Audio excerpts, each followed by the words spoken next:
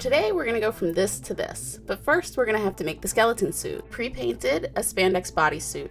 Started with the outline and then airbrush for some dimension. I also did some cotton gloves, but later I did find that the gloves did not glow as well as the spandex and the makeup itself. Definitely recommend getting some spandex gloves instead.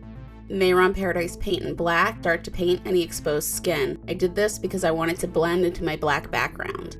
Whoops, kinda got ahead of ourselves there. Totally forgot to apply the hair. Painted on some craft foam. Used paper tape to adhere it to my head, and we're gonna wanna cover that because it will glow under the black light. Now it's time to paint the skull. Skin Illustrator Glo-Worm, which is what we used for the pre-paint. Go ahead and paint the basic skull shape.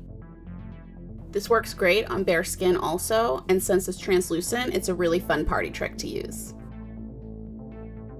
Skin Illustrator Glo-Worm in airbrush liquid to make the skull look more 3D. If you have the Glo-Worm Single and not the liquid, check out this video to see how to turn makeup cakes into airbrush liquid. Bring some of that hair detail down to the head. Really bring up some of that line work and also add some highlight points. Wanted to build up that product to get the best glow possible.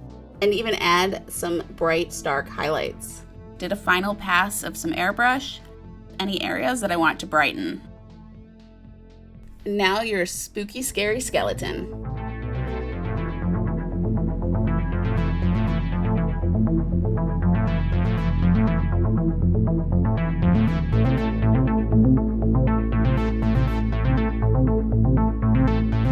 Thanks so much for hanging out.